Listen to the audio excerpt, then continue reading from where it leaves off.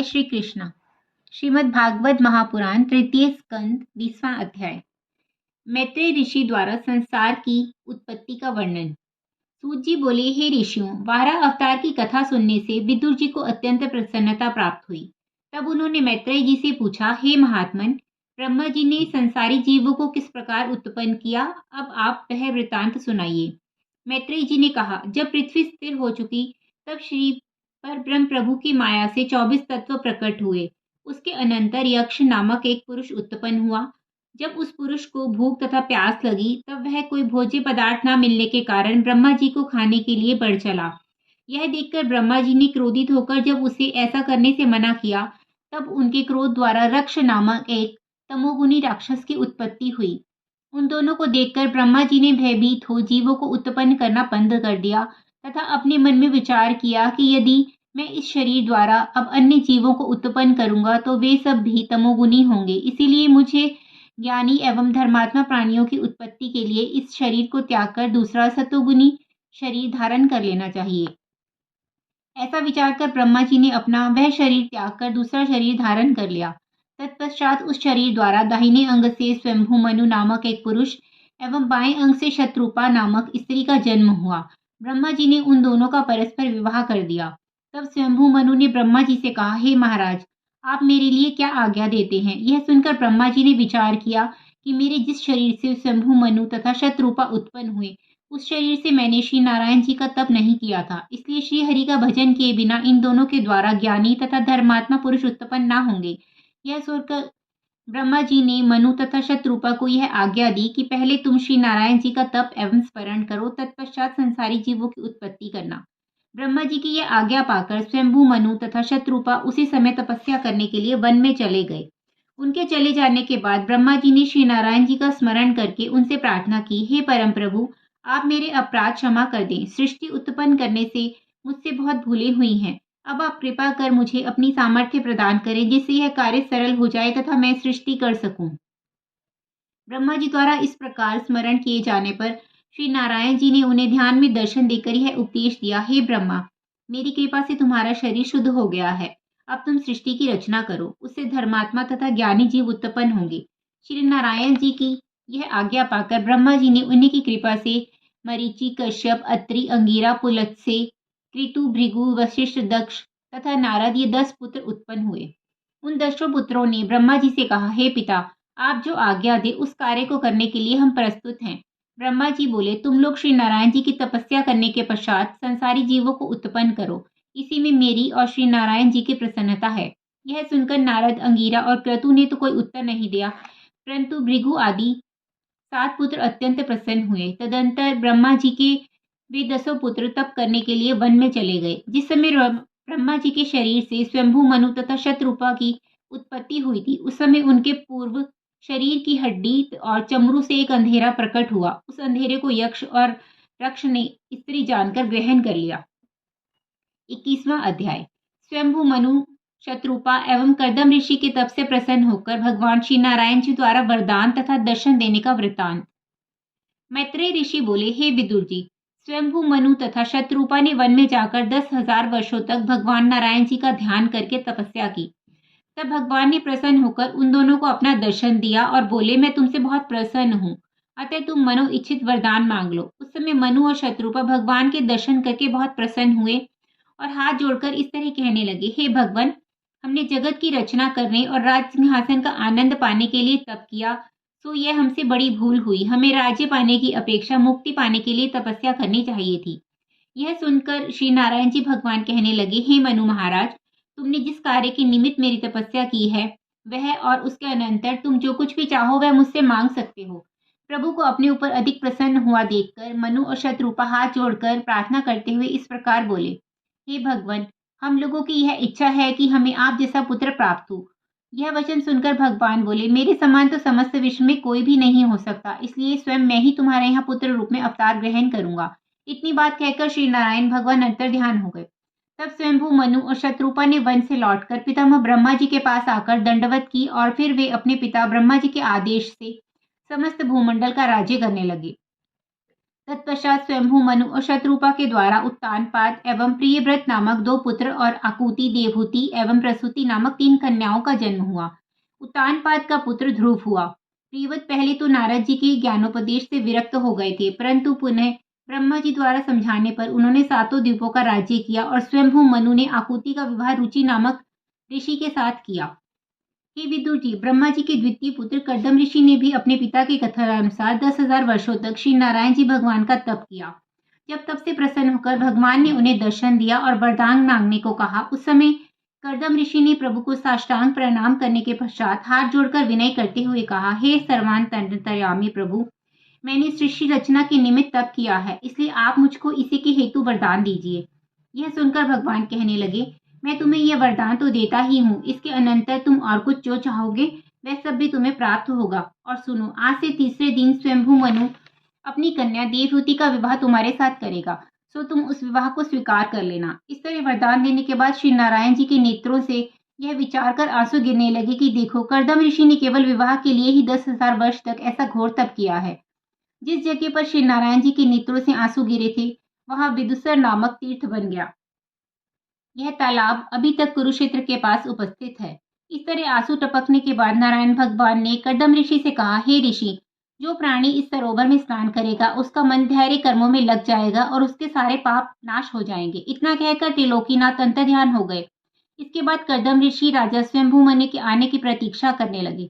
तीसरे दिन राजा स्वयंभू मनु अपनी रानी शत्रुपा और पुत्री देवहूति के साथ रत्न जड़ित सुंदर सर्प पर सवार हो बिंदुसर तीर्थ में आ गए और वहां स्नान करने के बाद उन्होंने कर्दम ऋषि के आश्रम में जाकर कर्दम ऋषि को साष्टांग प्रणाम किया। इतना वृतांत सुनाने के बाद सूत जी बोले, हे शौनकादि ऋषियों, कर्दम ऋषि के उस अति रमणीक आश्रम को देखकर स्वयंभू मनु और शत्रुपा बहुत प्रसन्न हुए और उन्होंने अपनी कन्या देवहूति का विवाह कर्दम ऋषि के साथ कर देने का निश्चय कर लिया। तदनंतर वे कर्दम ऋषि के आगे हाथ जोड़कर खड़े हो इस प्रकार कहने लगे, हे महर्षि, देवर्षि नारद के श्रीमुख से आपके गुणानुवादों का वर्णन सुनकर मेरी पुत्री देवहूति की अभिलाषा आपके साथ विवाह करने की हुई है। उसने अपनी मनोइच्छा को अपनी माता से कहा था, अतः मैं उसे अपने साथ लेकर आया हूँ। अब यह मेरी कन्या आपकी सेवा में यहीं रहेगी। स्वयंभू मनु के इस वचन को सुनकर कर्दम जी ने अपने मन में बहुत प्रसन्न होते हुए कहा, राजन, आपकी आज्ञा मुझे स्वीकार है। यदि कोई मनुष्य प्रेम सहित किसी को कुछ देता हो तो उसे अवश्य ग्रहण करना चाहिए, नहीं तो पीछे उसको ना लेने पर दुख होता है। परंतु जब आपकी पुत्री की संतान उत्पन्न हो जाएगी तब मैं गृहस्थाश्रम को त्याग कर तपस्या करने के लिए चला जाऊंगा। कर्दम ऋषि की इस बात को राजा स्वयंभू मनु ने स्वीकार कर लिया। 22वां अध्याय, कर्दम ऋषि के साथ स्वयंभू मनु द्वारा अपनी पुत्री देवहूति का विवाह करना। मैत्रेय जी कहने लगे, हे विदुर जी, जब कर्दम ऋषि ने देवहूति के साथ विवाह करना स्वीकार कर लिया तब राजा स्वयंभू मनु ने ऋषि के साथ अपनी पुत्री का विवाह विधानुसार कर दिया। तत्पश्चात राजा ने ऋषि से कहा, हे महात्मन, मेरी संपूर्ण संपत्ति एवं राज्य के मालिक ब्राह्मण और ऋषि मुनि ही हैं, इसलिए आपको यदि धन अर्थात सेना आदि किसी भी चीज की जरूरत हो तो आप मेरे लिए आज्ञा कीजिए, मैं तुरंत ही भेज दूंगा।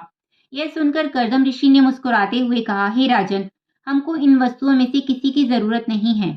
इसके बाद जब राजा मनु और शत्रुपा अपनी पुत्री देवहूति को कर्दम जी के पास छोड़कर घर को चलने लगे तब देवहूति रोने लगी। तत्पश्चात राजा और रानी उसको धीरज बंधाकर ऋषि से आज्ञा मांग घर चले गए। सूत जी बोले, हे ऋषियों, देवहूति कर्दम जी की सेवा में तत्पर रहते हुए उनके प्रत्येक काम को बिना कहे ही कर देती थी। उधर स्वयंभू मनु ने महिष्मतिपुरी में, जहां वारा भगवान के रोम गिरने से कुशा प्रकट हो गई थी और ऋषि मुनियों द्वारा मंत्र पढ़े जाने के कारण जिसमें असुरों का प्रवेश होना असंभव था, अपने सिंहासन पर बैठकर यह विचार किया कि मेरे पास राज्य और संपत्ति अधिक है, सांसारिक प्राणी अधिक धन हो जाने पर भी उसे अपने आनंद के लिए तो खर्च कर देते हैं, किंतु परलोक सुधारने के लिए दान पुण्य आदि कुछ नहीं करते। भगवान जिस मनुष्य को धन संपत्ति दे उसे चाहिए कि वह उस धन को श्री नारायण जी के नाम पर शुभ कर्मों में अवश्य लगाए। ऐसा सोचकर राजा स्वयंभू मनु ने हर साल विधानानुसार यज्ञ करना शुरू कर दिया। वे नित्य प्रति प्रातःकाल ब्राह्मणों को अनेक गोए एवं स्वर्ण इत्यादि बहुत सी वस्तुएं दान में देने लगे। नित्य कर्मों से निश्चिंत होने के बाद वे साधु महात्मा एवं ब्राह्मणों के मध्य में बैठकर श्री नारायण भगवान के गुणानुवादों और लीला कथाओं को सुना करते थे।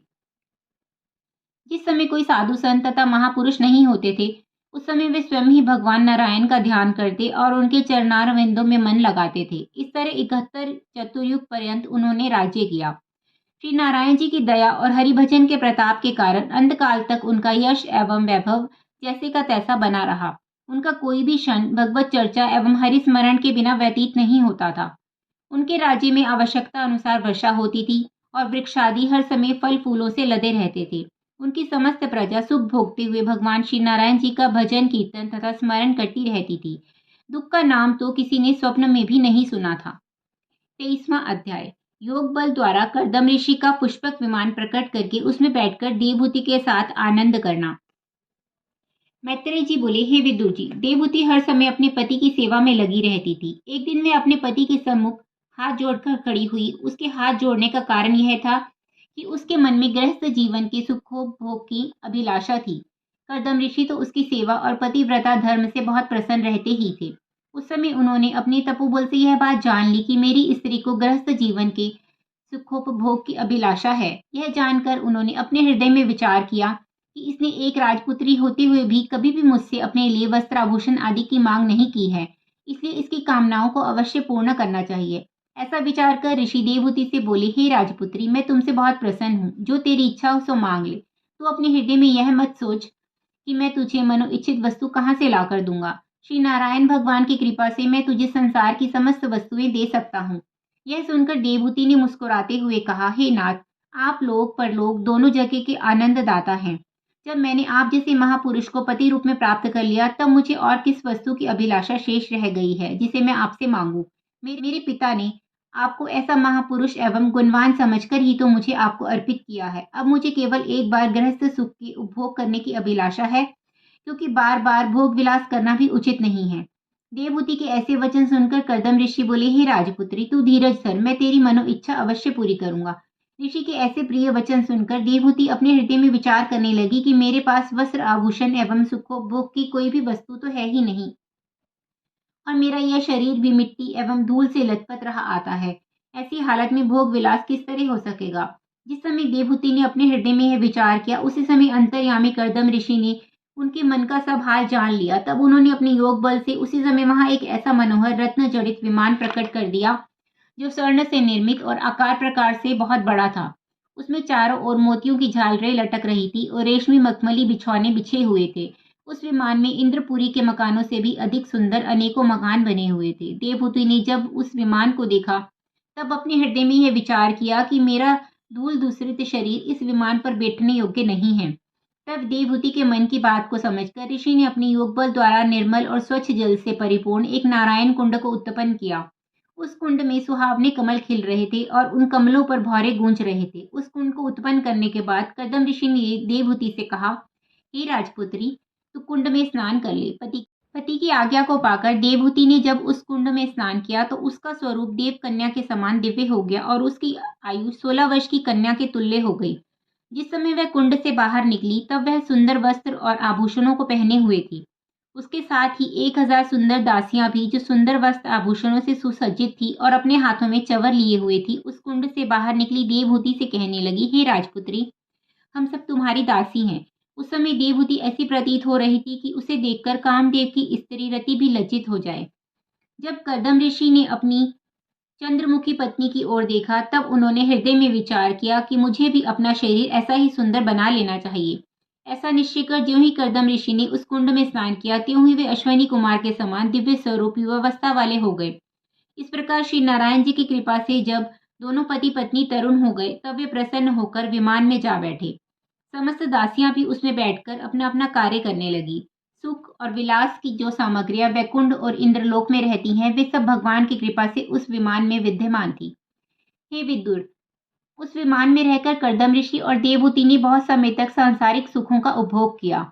उनका जब जी चाहा था तभी वह विमान वायु में उड़ता हुआ क्षण भर में ही इंद्रलोक, वरुणलोक, कुबेरलोक, गंधर्वलोक आदि संपूर्ण लोकों में और मंद्राचल आदि पर्वतों पर पहुंच जाता था। देवता तथा देव स्त्रियां उस विमान को देखकर कर्दम जी और देवहूति के भाग्य की सराहना करती थी। इस प्रकार देवहूति के साथ भोग विलास करते हुए कर्दम ऋषि को 10,000 वर्ष व्यतीत हो गए। उस संसर्ग के कारण देवहूति के गर्भ से 9 कन्याओं ने जन्म लिया। उस समय कर्दम जी ने यह विचार किया कि अब मुझे सांसारिक सुखों को त्याग कर फिर से श्री नारायण जी का भजन एवं तप करना चाहिए। ऐसा विचार कर उन्होंने देवहूति से कहा, हे राजपुत्री, अब मेरा मन गृहस्थी में नहीं लगता है। आप यदि कहो तो मैं श्री नारायण जी का भजन करने के लिए चला जाऊं। ऋषि के ऐसे वचन सुनकर देवहूति ने हाथ जोड़कर उत्तर दिया, हे स्वामी, हरि भजन करना बहुत श्रेष्ठ है। मैं भी अभी तक संसारिक भोग विलास में मग्न रहकर आपकी सेवा से विमुख बनी रही। मुझे उचित तो यह था कि मैं आपके चरणों का ध्यान धारण कर मुक्ति को प्राप्त करती, परंतु वैसा न करके इन 9 कन्याओं को जन्म दे बैठी हूँ। हे नाथ, अब मुझे इनके विवाह की चिंता लग रही है। यदि इनका विवाह हो जाए तो मैं भी आपकी सेवा करने के लिए साथ चलूंगी। आपके पहले चले जाने से मैं इनके लिए वर कहाँ ढूंढूंगी। देवहूति के यह वचन सुनकर करदम जी ने अपने हृदय में सोचा कि श्री नारायण भगवान ने मुझे यहाँ पुत्र रूप में अवतरित होने का वरदान दिया था, किंतु वह अभी तक अवतरित नहीं हुए हैं। अगर मैं अभी से गृहस्थाश्रम को त्यागता हूँ तो यह बात पूर्ण नहीं हो सकेगी, अतः मुझे उचित है कि मैं अभी से पूर्ण सन्यासी नहीं बनूं। इस प्रकार मन में दृढ़ विचार करके करदम ऋषि ने अपनी स्त्री से कहा, हे राजपुत्री, तुम किसी बात की चिंता मत करो। तुम्हारे गर्भ से श्री नारायण भगवान का अवतार होगा। तत्पश्चात पर ब्रह्म परमेश्वर की महान कृपा से देवहूति उसी समय गर्भवती हो गई। 24वां अध्याय। करदम ऋषि की स्त्री देवहूति के द्वारा भगवान कपिल देव का जन्म और करदम ऋषि का विरक्त होकर तप करने के लिए वन जाना। मैत्रेय जी कहने लगे, हे विदुर जी, जब देवहूति के गर्भ में कपिल देव जी का आगमन हुआ, उस समय उनके श्रीमुख का अलौकिक तेज देखकर करदम ऋषि बोले, हे राजपुत्री, पर ब्रह्म प्रभु श्री नारायण तेरे गर्भ में अवतरित होने के निमित्त आ गए हैं। अब तू किसी बात की चिंता मत कर। अब मैं तप करने के निमित्त किसी अन्य वन में जाऊंगा, तब तू मेरे विरह में उद्विग्न न होना। यह सुनकर देवहूति प्रसन्न होती हुई बोली, हे प्राणपति, मैं इस बात पर कैसे विश्वास करूं। जिस समय देवहूति ने यह बात कही, उसी समय ब्रह्मा आदि देवताओं ने देवहूति को विश्वास कराने के लिए वहां आकर कहा, हे राजपुत्री, तेरे जप तप धर्म एवं व्रत भी सफल हो गए। अब कपिल देव जी के स्वरूप में पर ब्रह्म प्रभु श्री नारायण जी तेरे गर्भ द्वारा अवतरित होकर इस जगत में तेरे यश तथा कीर्ति में वृद्धि करेंगे। उनके अवतरित होने पर तेरा नाम जगत में सदा के लिए अमिट हो जाएगा। तेरे मन में जो अधिक अविवेक रूपी कलोंज छाई हुई है, उसे वे अपनी ज्ञान रूपी अग्नि से उज्जवल कर देंगे, परंतु तू उनको अपना पुत्र मत जानना। वे अत्याचारियों के लिए सांख्य योग का उपदेश देने के निमित्त अवतरित हो रहे हैं। जिस समय जगत में धर्म नष्ट हो जाता है, तब वे धर्म की वृद्धि करने और अधर्म का नाश करने के लिए अवतार धारण करते हैं। हे विदुर जी, इतनी कहकर सभी देवतागण देवहूति एवं करदम ऋषि की परिक्रमा करके अपने अपने स्थानों को पधार गए।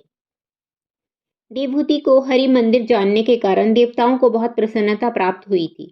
तत्पश्चात 10 मास व्यतीत हो जाने पर जब श्री कपिल देव जी अवतरित हुए, उस समय करदम ऋषि उनके समस्त अंग एवं लक्षणों को देखकर बहुत प्रसन्न हुए। देवताओं ने भी आनंदित होते हुए दुदुम्बी बजाकर आकाश से फूल बरसाए और गंधर्वों ने उनका गुणानुवाद किया। अप्सराएं अपने अपने विमानों में बैठकर आकाश में जाकर नाचने लगी। तीनों लोकों में मंगलाचार होने लगे और 10 दिशाओं में प्रकाश हो गया। जब करदम ऋषि ने श्री कपिल देव जी को परम ब्रह्म परमात्मा का रूप जान लिया, तब वे उनके सामने हाथ जोड़कर खड़े हो इस तरह स्तुति करते हुए बोले, हे ज्योति स्वरूप प्रभु, आपका नाम स्मरण करने एवं प्रदर्शन करने से संसारी प्राणी भव सागर से पार हो जाते हैं। आपका दर्शन बड़े बड़े योगियों और ऋषि मुनियों को ध्यान में भी होना दुर्लभ है। अतः मेरे बड़े अहोभाग्य हैं जो आपने मेरे घर आकर अवतार लिया है। मैंने देवताओं के श्रीमुख से यह सुना था कि आपने सांख्य योग का ज्ञानोपदेश करने के निमित्त जगत में यह अवतार धारण किया है। इसलिए अब आप कृपा करके मुझे ऐसा ज्ञान बताइए जिसके बल से मैं देह छोड़कर मुक्त हो जाऊं। जब करदम ऋषि इस प्रकार स्तुति कर रहे थे, उसी समय ब्रह्मा जी के सहित सनक, सनंदन, सनातन एवं सनत कुमार जी ने भी वहां आकर श्री कपिल देव जी से इस प्रकार स्तुति करते हुए कहा, हे भगवान, आपने अपने श्रीमुख से जो कुछ कहा था उसी प्रकार आपने हमें अपना दर्शन देकर कृतार्थ कर दिया। अब आप जगत में श्री कपिल मुनि के नाम से विख्यात होंगे। इस प्रकार स्तुति करने के बाद ब्रह्मा जी करदम ऋषि से बोले, हे पुत्र, तुम अपनी 9 पुत्रियों का विवाह 9 ऋषियों के साथ कर दो। ब्रह्मा जी के इस आदेश को सुनकर करदम ऋषि और देवहूति ने अपनी सब कन्याओं का विवाह इस प्रकार किया। कला नामक कन्या का विवाह मरीचि ऋषि से, अनुसुईया का अत्रि से, श्रद्धा का अंगिरा से, हवि का पुलत्स्य से, गति का पुलह से, योग्य का क्रतु से, ख्याति का भृगु से, अरुंधति का वशिष्ठ से और शांति का अर्थर्वना ऋषि से विवाह कर दिया। तदुपरांत सभी ऋषि करदम ऋषि एवं देवहूति से विदा मांगकर अपनी अपनी बंधुओं सहित प्रसन्न होकर अपने अपने आश्रमों को पधार गए। पुत्रियों को विदा करने के बाद करदम जी श्री कपिल देव जी से कहने लगे, हे भगवान, सांसारिक प्राणी आवागमन के चक्र में पड़े रहने के कारण मोक्ष प्राप्ति की कामना नहीं करते हैं और अनेकों प्रकार के दुखदाता इस पापी देह को नहीं त्यागते हैं। इसका क्या कारण है? ऐसा कौन सा उपाय है जिसे करने से माया मोह कुटुंब एवं सांसारिक सुखों में फंसकर नाश होने वाला मन माया रूपी भव पाश से मुक्त हो सके? करदम जी की ऐसी विनय सुनकर श्री कपिल देव जी बोले, हे ऋषि, तुम्हारी इच्छा पूरी हो गई। जिस समय प्राणी इस जगत में जन्मता है उस समय उसके ऊपर देव ऋण, पितृ एवं ऋषि ऋण, ये 3 ऋण रहते हैं। आप यज्ञ करने से, देव ऋण से, वेद पाठ करने से, ऋषि ऋण से और संतान उत्पन्न करने से पितृ ऋण से उऋण हो चुके हैं। अब आपको भगवत भजन करना ही उचित है। यद्यपि आप अपने मन को सांसारिक माया से छुड़ाना चाहते हैं तो धीरे धीरे साधना करने से वह स्वयं छूट जाएगी। प्राण निकलने पर यह शरीर किसी भी काम का नहीं रहता है, अतः इससे मोह करना व्यर्थ है। जो वस्तु अविनाशी हो उसी से प्रेम करना उचित है। जिसके तेज से इस देह को चलने फिरने, देखने, सुनने और खाने की शक्ति प्राप्त है, उसी जगत पिता परमेश्वर से सदा प्रेम करना चाहिए।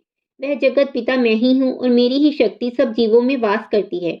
इसलिए मेरे अतिरिक्त अन्य किसी से प्रीति नहीं रखनी चाहिए। अपने शरीर में प्रतिदिन मेरे प्रकाश को देखने से आपका मन शुद्ध हो जाएगा। इस ज्ञान को सुनकर करदम ऋषि ने अपने मन को संसार से विरक्त करते हुए कपिल देव जी से प्रार्थना की, हे प्रभु, अब यदि आप आज्ञा दें तो मैं वन में जाकर आपके चरण कमलों का ध्यान करूं। यहाँ रहने से मेरा हृदय संसारी माया मोह में फंसा रहेगा। आप कृपा कर यही ज्ञान अपनी माता को सुनाकर उसे भी जीवन मुक्त कीजिए। यह सुनकर कपिल देव जी बोले, हे पिता, आप वन में जाकर मेरे स्वरूप का ध्यान धर साधु महात्माओं का सत्संग करें। जिस स्थान पर मेरी चर्चा, कीर्तन अथवा कथा होती है वहां आपका हृदय फिर कभी संसारी माया में लीन ना होगा। 25वां अध्याय, करदम जी का वन को प्रस्थान तथा कपिल देव जी का देवहूति को ज्ञानोपदेश। मैत्रेय जी बोले, हे विदुर जी, करदम ऋषि ने कपिल देव जी को दंडवत कर तप करने के लिए वन को प्रस्थान किया। जाते समय वे देवहूति से यह कह गए थे कि तुम्हें जिस बात में संदेह हो उसके संबंध में कपिल देव से पूछ लेना। अस्तु, करदम ऋषि वन में जाकर परमेश्वर के ध्यान में लीन हो गए और कुछ दिनों बाद योगाभ्यास द्वारा अपना शरीर त्याग दिया। हे विदुर जी, करदम ऋषि के जाने के बाद देवहूति को बहुत शोक हुआ, परंतु उसने ब्रह्मा जी के वचन का स्मरण कर अपने मन में धैर्य धारण किया और कपिल देव जी के सामने हाथ जोड़कर कहने लगी, हे प्रभु, मैंने देवताओं के मुख से यह सुना था कि श्री पर ब्रह्म प्रभु माया मोह रूपी फल फूलों से लदे संसार रूपी वृक्षों को काटने के पश्चात मुझे अन्य किसी वस्तु की अभिलाषा नहीं रही है। अब आप मुझे अपना शरणागत जानकर कोई ऐसा ज्ञान रूपी प्रकाश दीजिए जिससे मेरा अज्ञान रूपी अंधकार जाता रहे, जैसे सूर्य के उदय होने पर रात्रि रूपी अंधकार जाता रहता है और संसार प्रकाश में व्याप्त हो जाता है। अतः इसी प्रकार मेरे हृदय का अज्ञान दूर करके ज्ञान रूपी ज्योति प्रदान करें और आप इस प्रकृति के भेद बताएं। देवहूति की विनती सुनकर श्री कपिल देव जी बोले, हे माता, इस भेद को पूछने के कारण मैं तुम पर बहुत प्रसन्न हूँ। योगी और ऋषि मुनि ही ऐसी बात सुनने की अभिलाषा रखते हैं। सुनो, संसारी माया मोह से छूटने के लिए मनुष्यों को ज्ञान प्राप्त करने से अधिक श्रेष्ठ अन्य कोई बात नहीं है। जो माता पिता आदि अपने आत्मियों को ज्ञानोपदेश नहीं करते उन्हें अपना हेतु न जानकर शत्रु समझना उचित है। हे माता, तुम स्वयं ज्ञानवान हो और उन्हें भव सागर से पार उतरने में कोई संदेह नहीं है, परंतु यह बात निश्चय रूप से जान लेनी चाहिए कि मेरी दया के बिना यह ज्ञान किसी को प्राप्त नहीं होता है, अन्यथा सभी मनुष्य ज्ञानी ही हो जाते। मैं तुमसे ज्ञान का हाल कहता हूँ, इसे जो भी मनुष्य स्नेह पूर्वक सुनेगा वह कृतार्थ होकर भव सागर से पार उतर जाएगा। हे माता, जो लोग काम, क्रोध, लोभ, अहंकार, मद तथा मत्सर के वशीभूत होकर संसारी मोह माया में फंसे रहते हैं उन्हें नरक अवश्य भोगना पड़ता है। ऐसे काम, क्रोध आदि प्राणी 84 लाख योनियों में जन्म लेकर अनेक प्रकार के कष्ट उठाते हैं। जो मनुष्य इनसे पृथक रहता है वही पर ब्रह्म परमेश्वर को प्राप्त कर सकता है। ज्ञान के बिना काम, क्रोध आदि वश में नहीं हो पाते हैं। जो लोग वैराग्य ग्रहण कर भक्ति योग का आभास करते हैं वे काम, क्रोध आदि को अपने वशीभूत कर लेते हैं। जिन लोगों की मेरे चरणों में सच्ची भक्ति होती है वे अपनी मुक्ति के लिए मार्ग बना लेते हैं। सांसारिक व्यवहार, अपने परिवार तथा धन आदि से मनुष्य जितनी प्रीति रखता है उतनी यदि वह भगवत भक्तों से रखे तो सहज ही मुक्ति प्राप्त कर लेता है। श्री कपिल देव जी के ऐसे वचन सुनकर देवहूति प्रसन्न होकर इस प्रकार अभिलाषा से अपने चारों ओर देखने लगी कि साधु संत कैसे होते हैं, यदि मिले तो मैं भी उनके सत्संग का लाभ उठाकर भव सागर से पार उतर जाऊं। उस समय देवहूति के मन के भावों को पहचान कर कपिल देव जी ने फिर कहा, हे माता, तुम्हें साधु संत तथा ज्ञानी महात्माओं के लक्षण बताता हूँ, तुम उन्हें ध्यान देकर सुनो। उन्हें किसी के द्वारा दुर्वचन कहे जाने पर कष्ट नहीं होता। उनके लिए निंदा एवं स्तुति दोनों एक समान है। वे सबके शरीर में एक ही परमात्मा का प्रकाश देखते हैं। वे दुखी मनुष्यों को देखकर दयाद्र हो उठते हैं और सभी पर अपनी कृपा बिखराते हैं। वे सब प्राणियों में मित्रता रखते हैं। वे निशिदिन मेरे चरणों का ध्यान धरते हैं और आठों पहर मेरे ही भजन कीर्तन में निमग्न रहते हैं। खाने पीने और अन्य संसारिक कार्यों को अपने द्वारा किया गया नहीं समझते। सब भली बुरी बातों को वे परमेश्वर की इच्छा ही समझते हैं। वे सुख तथा दुख को एक सा समझते हुए मुझसे मिलने की अभिलाषा में घर को त्याग कर जहाँ मेरी कथा तथा चर्चा होती है वहाँ आश्रय लेते हैं। साधु संत वे ही होते हैं जो समदर्शी बनकर पशु पक्षी तथा अन्य सब जीवों में परमेश्वर का एक सा ही चमत्कार देखते हैं। वे बाहर और भीतर से एक रस होते हैं, बगैर मेरी आज्ञा से कुछ भी नहीं कर सकते। कपिल देव जी के ऐसे वचन सुनकर देवहूति बोली, हे प्रभु, मुझ स्त्री को ऐसा ज्ञान प्राप्त होना बहुत कठिन है, इसलिए आप अपनी भक्ति तथा पूजा का मार्गदर्शन देकर प्रकृति के बाद का वर्णन कीजिए। देवहूति के ऐसे वचन सुनकर कपिल देव जी बोले, हे माता, पहले तुम प्रकृति का भेद जो शरीर कहलाता है सुनो। सतोगुण, रजोगुण और तमोगुण, इन तीनों को प्रकृति रूपी वृक्ष मूल समझकर माया को उसकी डालियां जानना चाहिए। उन डालियों में 24 तत्व शाखाओं के समान हैं। उसी से प्राणियों का शरीर बनकर संसार की उत्पत्ति होती है। आत्मा को, जिसे अनादि पुरुष कहते हैं, इन 24 तत्वों से पृथक जानो, क्योंकि वह आत्मा जन्म मरण और घटने बढ़ने से रहित है। 24 तत्व जिनसे शरीर का निर्माण होता है सदा बनते बिगड़ते रहते हैं। जो मनुष्य अपने शरीर एवं इंद्रियों के सुख को वास्तविक सुख मानकर उनसे प्रीति रखता है उसे अज्ञानी मानो, और जो शरीर में स्थित आत्मा को शरीर से पृथक मानता है उसे ज्ञानी समझना चाहिए। इन 24 तत्वों द्वारा ही देवता, मनुष्य तथा जड़ चैतन्य आदि सब जीवों की उत्पत्ति होती है। इसलिए परमेश्वर को सबका स्वामी तथा उत्पन्न करता जानना चाहिए। 26वां अध्याय, कपिल देव जी द्वारा देवहूति को भक्ति वर्णन। कपिल देव जी बोले, हे माता, अब मैं 24 तत्वों के लक्षण अलग अलग तुमसे कहता हूँ। जिनके जानने से आत्मा और शरीर का भेद पृथक पृथक मालूम होता है, उसी को आत्मा कहते हैं। जिसका कभी नाश नहीं होता वही सब जीवों का पालन करता है। जैसे जल से भरे अनेक बर्तनों में सूर्य की छाया दिखाई देती है, लेकिन उन्हें तोड़ डाला जाए तो फिर कुछ नहीं रहता, उसी प्रकार आत्मा का प्रकाश सब जीवों में भरा हुआ है। जिस प्राणी को यह ज्ञान प्राप्त हो जाता है वह फिर संसारी माया मोह में नहीं फंसता है। इसके अतिरिक्त जिस प्रकार काष्ठ में अग्नि और तिल में तेल रहता है लेकिन दिखाई नहीं देता, उसी तरह आत्मा भी सबके शरीर में विद्यमान होती हुई भी दिखाई नहीं देती है। इसलिए ज्ञान दृष्टि द्वारा आत्मा एवं शरीर को अलग अलग मानो। जब तक शरीर में आत्मा है तभी तक शरीर बोलता, चलता, बैठता, खाता, पीता तथा इंद्रियों को सुख देने का कार्य करता है। जब वह आत्मा पुरुष शरीर से पृथक हो जाता है तभी वह शरीर मृतक होकर गलने सड़ने के अतिरिक्त अन्य किसी काम का नहीं रहता। यह विचार कर आत्मा को 24 तत्वों से पृथक जानना चाहिए। जो लोग ज्ञानी हैं वे आत्मा को अनश्वर तथा शरीर को नश्वर समझकर शरीर से प्रीति नहीं रखते हैं। प्रकृति का रूप शुरू में भली भांति ज्ञात नहीं होता। जब उसमें सतोगुण, तमोगुण और रजोगुण मिल जाते हैं तभी उसका स्वरूप उत्पन्न होता है। शरीर में रहने वाले परमेश्वर के स्वरूप को योगाभ्यास और ज्ञान प्राप्त किए बिना देखा नहीं जा सकता। वह आत्मा पुरुष ही काल रूप बनकर बाहर रहता है। उसी को जानने के लिए संसार में यज्ञ, तप, दान और धर्म बने हैं। हे माता, जिस मनुष्य ने उस महापुरुष को पहचान कर जो अपना स्वामी एवं प्रकट करता जान लिया है, उसे जब तप, यज्ञ, दान इत्यादि शुभ कर्म करने की जरूरत नहीं रहती, और उसे पहचाने बिना शुभ कर्म करना भी निरर्थक है। वैसे भी उसे पहचानना कोई कठिन भी नहीं है।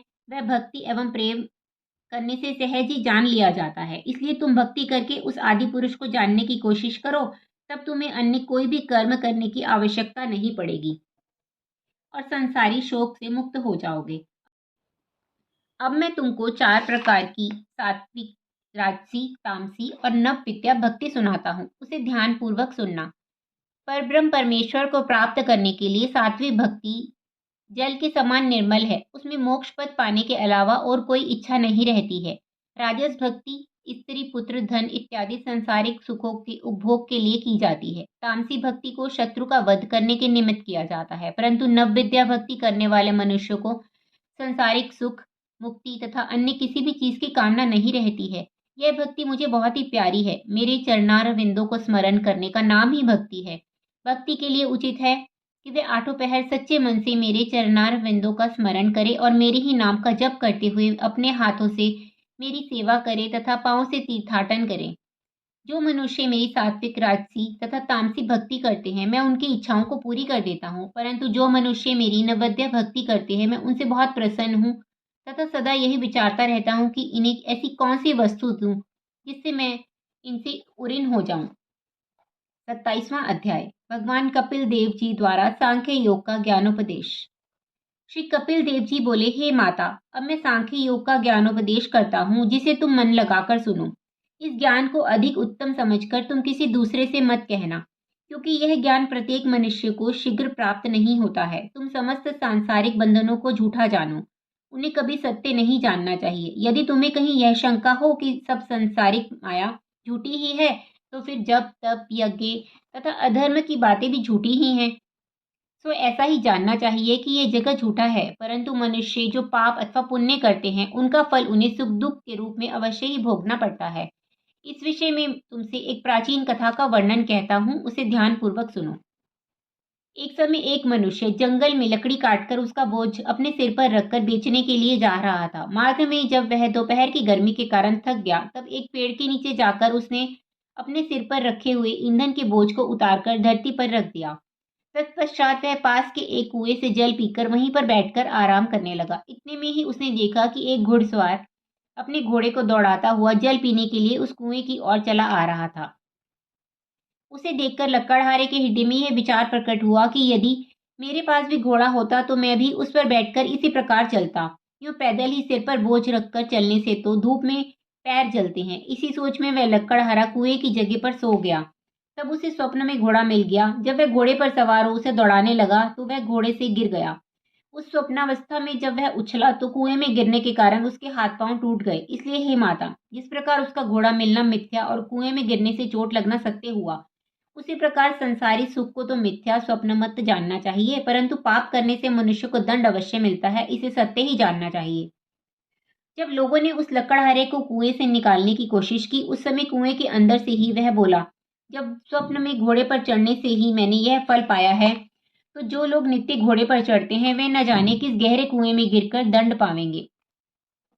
हे माता, जो मनुष्य संसार में रथ, वस्त्राभूषण, स्त्री, मकान इत्यादि का सुख पाकर यह समझता है कि इस समस्त सुख को मैं अपने पुरुषार्थ से भोग रहा हूं, तो उसका यह समझना भारी अज्ञान है, क्योंकि भगवान की कृपा के बिना किसी को सुख नहीं मिलता। इसलिए ऐसे व्यक्ति को अवश्य ही दुख भोगना पड़ता है। परंतु जो मनुष्य उस सुख को भगवत कृपा से प्राप्त हुआ समझकर उसमें लिप्त नहीं होते और अपने वर्ण तथा देह का धर्म जानकर किसी को कष्ट नहीं पहुंचाता, उसे कभी भगवान का दंड नहीं भोगना पड़ता। भगवान कपिल देव जी के मुख से इस ज्ञानोपदेश को सुनकर देवहूति बोली, हे महात्मन, आपने जो यह कहा है कि इस देह को आत्म पुरुष से अलग जानना चाहिए, सो यह तो बहुत कठिन मालूम होता है। बिना नेत्रों से देखे उस पुरुष को अलग कैसे जाना जा सकता है? वह पुरुष तो देह में ऐसे व्याप्त है जैसे दूध में घी और अग्नि में तेज रहता है। अतः कृपा करके मुझे इसका भेद पृथक पृथक समझाइए। यह सुनकर कपिल देव जी बोले, हे माता, इस बात पर ज्ञान दृष्टि और चर्म चक्षुओं द्वारा देखकर दोनों प्रकार से विचार करना चाहिए। यह स्पष्ट है कि जब श्री नारायण जी का चमत्कार शरीर से निकल जाता है, तब हाथ, पैर इत्यादि इंद्रियों के होते हुए भी वह कुछ नहीं कर सकता है। इसलिए इस बात को साक्षात नेत्रों से देखा जाता है कि उस आत्म पुरुष के न रहने पर देह किसी काम का नहीं रहता। मनुष्य की यह गति देखने के कारण ही तुम्हें यह समझ लेना चाहिए कि आत्मा पुरुष शरीर से अलग है।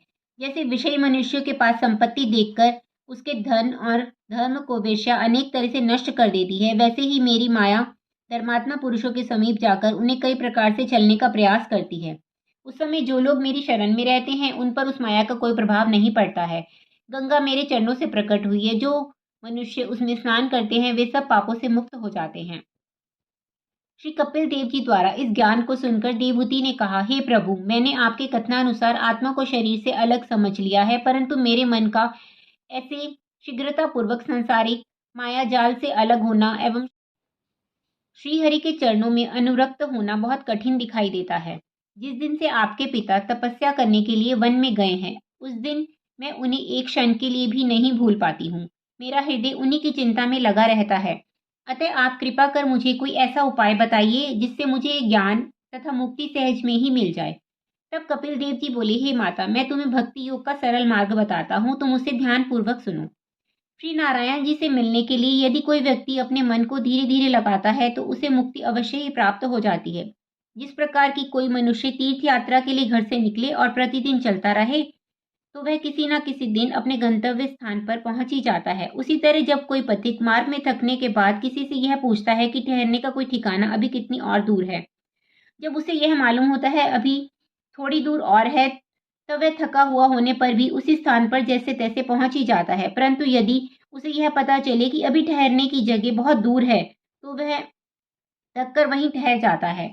इसी तरह से तुमसे कहता हूँ कि भक्ति, पूजा, व्रत, नियम, कथा, कीर्तन आदि परमात्मा प्राप्त करने के सुगम मार्ग हैं। पूजा भी कई प्रकार की होती है। उसमें एक पूजा तामसी है जिसमें मनुष्य अन्य लोगों को बुरा एवं स्वयं को भला बनाने के लिए माया फेरता है और अपने मन में किसी शत्रु के मर जाने की कामना करता है। दूसरी पूजा राजसी होती है जिसमें श्री नारायण जी के नाम पर मनुष्य से वस्त्र, धन, मिष्ठान, सुगंध आदि लेकर उसे स्वयं काम में उपभोग किया जाता है। ऐसे लोग अपनी शालिग्राम और लक्ष्मी नारायण जी की मूर्ति को सांसारिक सुख प्राप्त करने के लिए अन्य लोगों से पुजवाते हैं अथवा अन्य मनुष्य के घर में जो शालिग्राम की मूर्ति होती है उस पर भक्ति एवं श्रद्धा नहीं रखते हैं।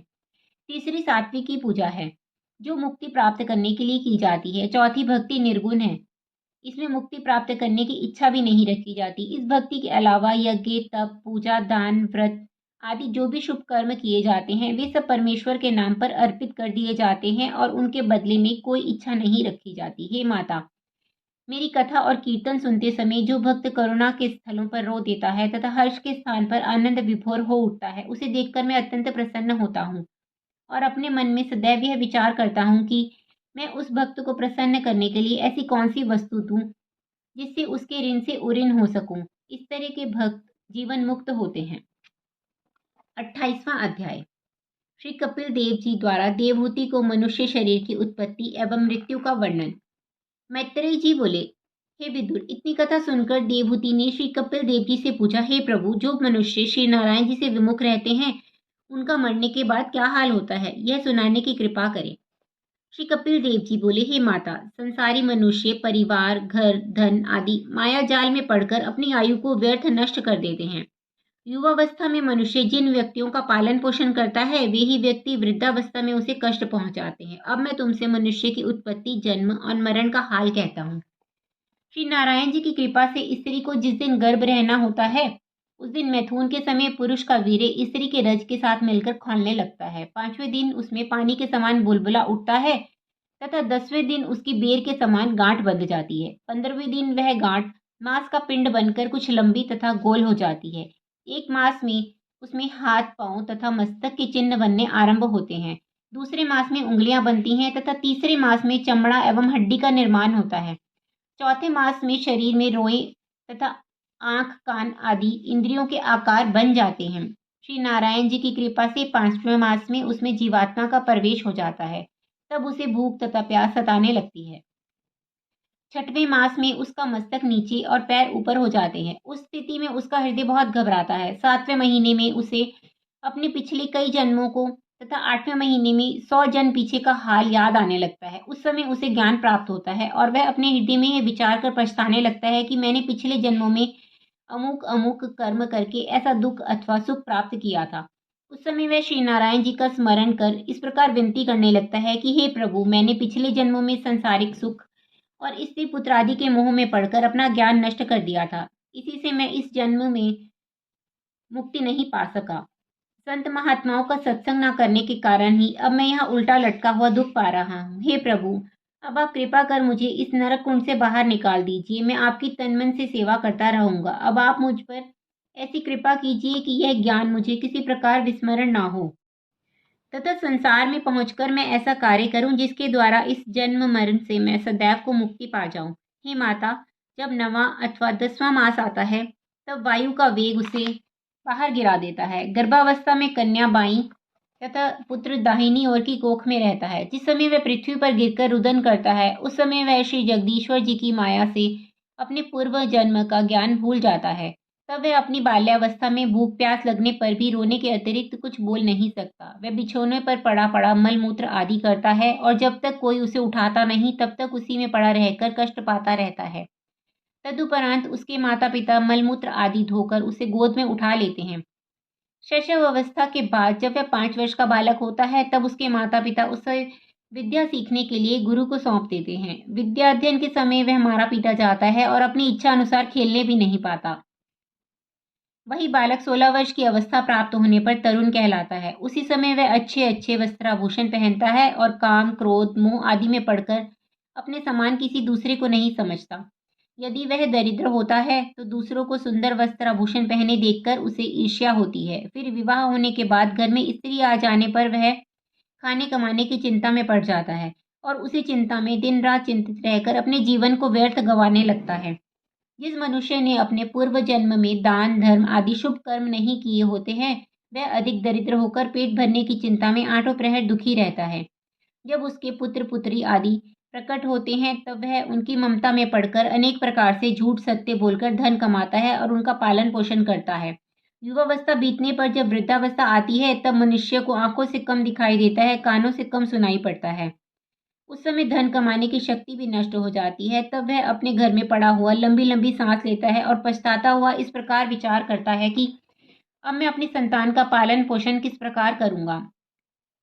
यदि दरिद्र होता है तो वह उस समय भोजन, वस्त्र आदि के अभाव के कारण अत्यंत कष्ट उठाता है। जिसके पुत्र स्वयं धन उपार्जन करते हैं वे अपनी पत्नी सहित उस वृद्ध पिता को अपने शत्रु के समान समझने लगते हैं। उस समय अपने हृदय में बहुत पछताता हुआ इस प्रकार सोचता है कि अब मैं बूढ़ा हो गया और धन कमाने योग्य नहीं रहा हूँ, इसीलिए ये सब लोग जिनका मैंने जीवन पोषण किया अब समय पर मेरे खाने पीने की सुध भी नहीं लेते हैं। हे माता, उस समय इन कष्टों को देखकर वह ईश्वर से अपनी मृत्यु की कामना करता है, परंतु आयु समाप्त हुए बिना उसे मृत्यु नहीं होती है। अपनी इस करुण दशा पर उसकी आंखों से आंसू गिरने लगते हैं। जिस समय यमदूत अपना भयानक स्वरूप धारण कर उसे डराते तथा धमकाते हैं, उस समय उनके भय के मारे उसका मलमूत्र निकल जाता है। वे यमदूत उसके अतिरिक्त अन्य किसी को दिखाई नहीं देते। उस समय परिवार वाले लोग दिखावे के लिए झूठी प्रीति देखकर रोने लगते हैं। उस समय रोने पिटने के कारण यमदूत उसे और अधिक दुख देते हैं। इस समय श्रीहरि की कथा कीर्तन सुनाना और गंगा जल, तुलसी, शालिग्राम का चरणामृत उसके मुख में डालना एवं साधु वैष्णवों की चरण रज को उसके शरीर पर लगाना उचित है, परंतु ऐसा कोई नहीं करता।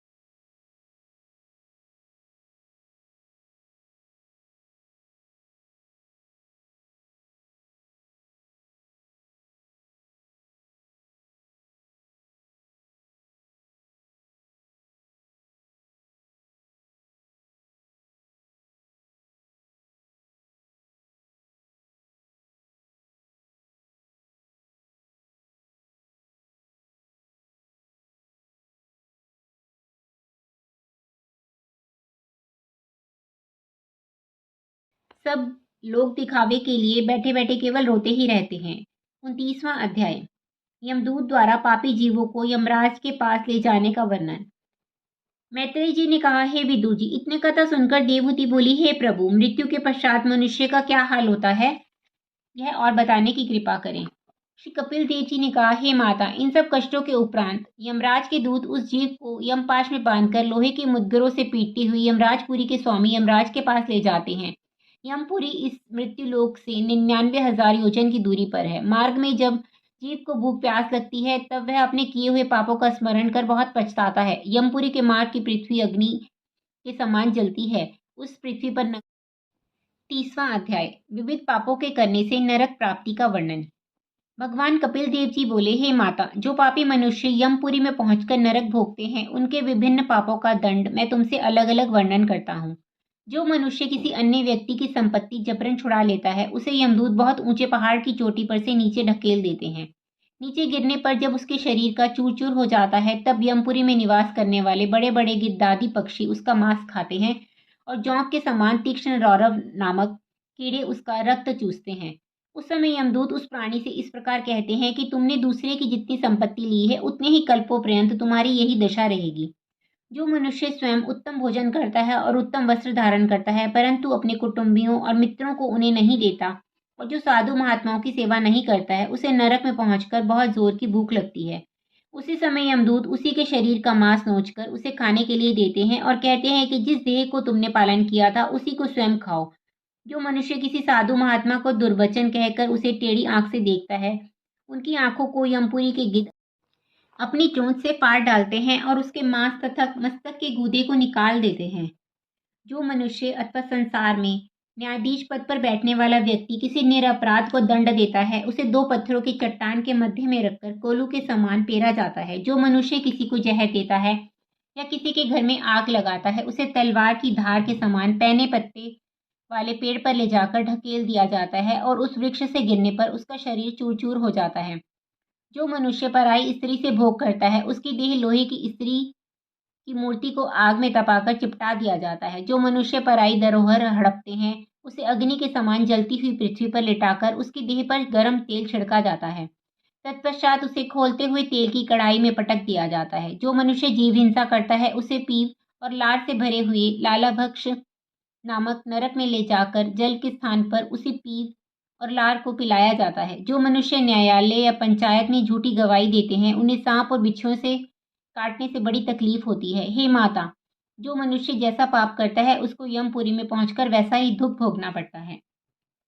31वां अध्याय। भगवान कपिल देव जी द्वारा नरक यातना और जीव की स्थिति का वृतांत सुनाना। भगवान कपिल देव जी बोले, हे माता, जो मनुष्य श्री हरि स्मरण में मन नहीं लगाते और बुरे कर्मों के विपरीत शुभ कार्यों को नहीं करते उनकी दशा ऐसी ही होती है। उन्हें वे 84 लाख योनियों में भ्रमण करने के बाद उन्हें मनुष्य देह प्राप्त होती है परंतु तब वे लोग काने कुबड़े रोगी अंधी दरिद्री कुरूप आदि होकर जगत में बहुत से दुख भोगते हैं। जो मनुष्य जगत में सुंदर धर्मात्मा नीतिज्ञ धनवान और हरिभक्त दिखाई दे उनके विषय में यह जानना चाहिए कि उन्होंने स्वर्ग से लौटकर जगत में जन्म लिया है। हे माता, इस तरह ज्ञानी लोगों को स्वर्ग तथा नरक से लौटकर आने वाले मनुष्यों को प्रत्यक्ष देखकर सब हाल मालूम हो सकता है। जिस व्यक्ति के पाप और पुण्य दोनों कर्म बराबर होते हैं वे अपने कर्मों का फल भोगने के बाद पुण्य मनुष्य योनि को पाता है। जिस व्यक्ति का केवल पुण्य ही होता है पाप नहीं होता मरने के उपरांत वह देवता या गंधर्व का देह प्राप्त कर देवलोक या स्वर्गलोक में वास करता है। हे माता, श्री हरि भगवान की मर्जी से वह जीव देवता मनुष्य शुकर या कुत्ता जिस किसी योनि में जन्म लेता है सदा उसी में बने रहने की इच्छा करता है। श्री हरि की कृपा के बिना उसका मन जगत से वैराग्य नहीं लेता। जिस देह को प्राणी अपना जानकर पालता पोषता है वह शरीर कभी भी स्थिर नहीं रहता। सतोगुणी रजोगुणी एवं तमोगुणी ये 3 तरह के स्वभाव होते हैं। जिस प्राणी को रजोगुण अधिक होता है वह राजसिक कर्म करने के बाद सत्य लोक को जाता है। तमोगुण अधिक होने से पाप करने वाला व्यक्ति पाताल लोक में पहुंचकर नरक के दुख भोगता है और सतोगुणी मनुष्य अपने शुभ कर्मों द्वारा देवलोक को पा लेता है। हे माता, जप तप और दान आदि शुभ कर्मों को भी राजसी तामसी और सात्विकी इन 3 तरहों का जानना चाहिए। अतएव सभी प्राणियों की गति भी 3 तरह की ही होती है। जैसा जिसका स्वभाव होता है वैसा ही कर्म में उसका मन लगता है। अपने स्वभाव के अनुकूल कर्म करके यह प्राणी जगत में बार बार जन्म लेता और सुख दुख भोगता है। इस तरह उसे जन्म मरण से मुक्ति प्राप्त नहीं होती। कुएं से जल निकालने की रहट की तरह जीव की भी गति जाननी चाहिए। वह एक देह को त्याग कर अपने शुभ कर्मों को भोगने के बाद अन्य देह में प्रवेश कर जाता है। श्री कपिल देव जी से इस प्रकार के वचन सुनकर देवहूति ने कहा, हे प्रभु, अब यही स्थिति है तब तो जीव का इस संसार से किसी भी प्रकार से छुटकारा नहीं हो सकता है। श्री कपिल देव जी बोले, हे माता, अब मैं इस जन्म मरण से छूटने का सरल उपाय कहता हूँ, तुम ध्यान से सुनो। सत्य बोलना, आचार से रहना, सब जीवों की रक्षा करना, प्रयोजन बिना अधिक ना बोलना, बुद्धि को नष्ट ना होने देना, बुरी संगत तथा बुरे कामों से दूर रहना, अपने चित्त को सदैव प्रसन्न रखना, भगवान जितना दे उसी पर संतोष रखना, किसी के धन को देखकर दान ना करना, शुभ कर्मों द्वारा संसार में सुयश कमाना, किसी पर क्रोध ना करना, धन पूर्वक कमाई हुई आय से अपना जीवन व्यतीत करना, श्री नारायण जी के चरणों में भक्ति रखना, किसी जीव को कष्ट ना पहुंचाना, पर स्त्री को माता की तुल्य मानना, साधु संत एवं ब्राह्मणों की सेवा करना, बड़ों की सेवा करना, अच्छी बुरी सभी बातों को भगवान की इच्छा समझकर तथा अपने धर्म एवं कर्म पर दृढ़ रहना, इन बातों को जो प्राणी मनुष्य देह पाकर करता है वह आवागमन से छूटकर भव सागर से पार उतर जाता है। हे माता, ये सब गुण सत्संग तथा कथा पुराण सुने बिना प्राप्त नहीं होते हैं। अतः मनुष्य को चाहिए कि वे साधु संत महात्मा तथा ज्ञानी जनों का सत्संग करें। 32वां अध्याय। श्री कपिल देव जी द्वारा देवहूति को 3 तरह के ज्ञान बतलाना। भगवान कपिल देव जी बोले, हे माता, मैंने तुमसे स्त्री और धन दोनों को बुरा कहा है। इससे आपके हृदय में यह संदेह प्रकट होगा कि संसार के सभी जीवों की उत्पत्ति स्त्री से तथा सुखों की प्राप्ति धन से होती है। तब इन दोनों को त्यागने से संसारिक काम कैसे चलेंगे? इसका हाल मैं तुमसे कहता हूँ, सुनो। मैंने गृहस्थों के लिए स्त्री तथा धन छोड़ने के लिए नहीं कहा है। जो लोग गृहस्थाश्रम को छोड़कर परमेश्वर के नाम पर साधु वैरागी तथा सन्यासी हो जाते हैं, जो वन या तीर्थों में रहकर श्री नारायण जी के ध्यान एवं स्मरण में अपना जीवन व्यतीत करते हैं, उन्हीं लोगों के लिए स्त्री तथा धन का निषेध किया गया है। जो मनुष्य गृहस्थ हैं तथा जो गृहस्थ आश्रम में रहकर ही श्री नारायण जी का भजन एवं स्मरण कर भव सागर से पार उतरना चाहते हैं, अपनी विवाहिता स्त्री, चाहे वह सुंदर हो अथवा कुरूपा, के अतिरिक्त अन्य किसी स्त्री से प्रीति अथवा प्रसंग नहीं करना चाहिए। गृहस्थ मनुष्य जितना भी धन धर्म द्वारा उपार्जित कर सके, उसमें कुछ धन परमेश्वर के नाम पर दान देकर बाकी से अपने परिवार का पालन करना चाहिए। पाप से कमाई हुई करोड़ों की इच्छा भी कभी अपने मन में नहीं रखनी चाहिए। गृहस्थ मनुष्य को उचित है कि वह प्रतिदिन देव कर्म, प्रेत कर्म, श्री नारायण जी का पूजन एवं स्मरण करे तथा उनको भोग लगाने के उपरांत स्वयं भोजन करे। उसे श्री नारायण जी की कथा चरित्रों का श्रवण करते हुए उनमें अपना ध्यान लगाए रखना चाहिए। गृहस्थ को चाहिए कि वह यथाशक्ति साधु संत महात्मा तथा ब्राह्मणों को भोजन एवं वस्त्र दान करे। वह जो भी यज्ञ तप दान व्रत आदि धर्म करे, उसे श्री नारायण जी को अर्पित कर देना चाहिए। गृहस्थी मनुष्य को गृहस्थी में रहते हुए भी अपना मन सबसे विरक्त रखना चाहिए। इसके विपरीत वैरागी तथा सन्यासी मनुष्यों को सांसारिक सुख का त्याग कर देना ही श्रेयस्कर है। अब तुमसे हरिभक्त गृहस्थ के लक्षण कहता हूँ, सुनो। जिस प्रकार कमल का फूल जल में रहकर भी उससे सदा अलग रहता है, उसी प्रकार हरिभक्त गृहस्थी को भी यह उचित है कि वे गृहस्थी में रहते हुए भी अपने मन को संसारी माया से सदैव विरक्त बनाए रहे।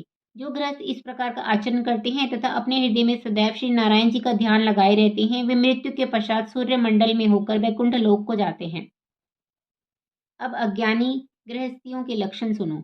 हे माता, अज्ञानी गृहस्थ देवता एवं पितरों का पूजन, यज्ञ, दान, पुण्य आदि कुछ भी नहीं करते हैं। वे श्री नारायण जी के गुणानुवाद, कथा चरित्र, भजन, स्मरण एवं कीर्तन से कोई स्नेह नहीं रखते हैं। वे केवल अपने परिवार को पालने और अपनी इंद्रियों को सुख पहुंचाने में ही अपना जीवन नष्ट कर देते हैं। परंतु श्री नारायण जी की भक्ति के बिना उन्हें कुछ भी सुख प्राप्त नहीं होता है। ऐसे लोग मृत्यु के पश्चात चंद्रमंडल में होकर पितृलोक को जाते हैं। वे कुछ दिनों वहां रहकर फिर संसार में जन्म लेते हैं। उत्तरायण सूर्य शुक्ल पक्ष तथा दिन में मृत्यु को प्राप्त होने वाला मनुष्य सूर्य मंडल में होकर वैकुंठ को जाता है और दक्षिणायन सूर्य कृष्ण पक्ष एवं रात्रि में मरने वाला मनुष्य चंद्रमंडल में होकर पितृलोक को जाता है। वहां अपने कर्मानुसार सुख भोगने के पश्चात उसे फिर संसार में जन्म लेना पड़ता है। पापी मनुष्य नरक में रहने के पश्चात 84 लाख योनियों में जन्म लेकर अनेक प्रकार के कष्ट उठाते हैं। जब तक मनुष्य इंद्रियों के सुख से विमुख नहीं होता, तब तक उसका शरीर अंगुष्ठ प्रमाण जैसा बना रहता है और आवागमन से मुक्ति प्राप्त नहीं कर पाता है। जो मनुष्य मुक्त होता है, उसका शरीर छूट जाता है, तब उसे फिर संसार में जन्म नहीं लेना पड़ता। हे माता, इसके अतिरिक्त मुक्त होने के 3 मार्ग और हैं, वह भी सुनो। पहला यह है कि जो मनुष्य वेद शास्त्रों में लिखे वर्ण धर्मानुसार अपने वर्ण के लिए उचित कार्यों को करता है एवं बुरे कामों से दूर रहता है। दूसरा कारण यह है कि जो मनुष्य स्नेह पूर्वक श्री नारायण जी का पूजन एवं स्मरण करता है तथा तीसरा यह है कि जो मनुष्य सब जीवों में परमेश्वर का एक सा चमत्कार जानकर किसी के भी साथ शत्रुता नहीं रखता है। ये तीनों प्रकार के मनुष्य भी मुक्ति पद को प्राप्त कर लेते हैं। 33वां अध्याय। कपिल देव जी का पूर्व दिशा को प्रस्थान तथा देवहूति की सरस्वती नदी के तट पर मुक्ति। मैत्रेय जी बोले, हे विदुर जी, इस ज्ञान के सुनने के बाद देवहूति ने कपिल देव जी को दंडवत करके इस प्रकार प्रार्थना की, हे प्रभु, आपके उपदेश से मेरा संसारी माया मोह तथा कर्दम जी के वियोग का दुख समाप्त हो गया है। अतः मुझे गृहस्थाश्रम की इच्छा नहीं रही है। हे महात्मन, महाप्रलय के समय ब्रह्मा आदि देवता भी आपकी माया में पड़कर नष्ट हो जाते हैं और यह आपकी माया भी आपके स्वरूप में लीन हो जाती है। उस समय आप अकेले ही अंगुष्ठ प्रमाण बालक का स्वरूप धारण कर बरगद के पत्ते के ऊपर क्षीर सागर में शयन करते हैं। अवतार धारण करना आपकी इच्छा पर ही निर्भर रहता है। जिस प्रकार पहले आपने वारा, मत्स्य, कच्छप, नरसिंह और वामन आदि अवतार धारण करके तथा अपने भक्तों को लीला दिखाकर गोलोक धाम को प्रस्थान किया था, उसी प्रकार आपने मेरे गर्भ से प्रकट होकर मुझे ज्ञान दिया है। इतनी कथा सुनकर मैत्रेय जी ने कहा, हे विदुर जी, देवहूति द्वारा इस प्रकार प्रार्थना किए जाने पर श्री कपिल देव जी ने प्रसन्न होकर कहा, हे माता, तुम इस ज्ञान को सूर्य के समान प्रकाशवान एवं अत्यंत उत्तम जानो। जिस प्रकार सूर्य के प्रकाश के सम्मुख अंधकार समाप्त हो जाता है, उसी प्रकार इस ज्ञान के प्राप्त होने पर मनुष्य का अज्ञान दूर हो जाएगा। गुरु, ब्राह्मण, साधु, वैष्णव तथा हरिभक्तों को यही ज्ञान बताना, अधर्मी, मूर्ख, चोर, लोभी, मिथ्याभाषी और चुगलों से तथा जो मनुष्य गुरु तथा परब्रह्म परमेश्वर से विमुख रहे, पराये उपकार को ना माने और गुरु की बात पर विश्वास ना करें, उसे ज्ञान कभी नहीं सुनाना चाहिए।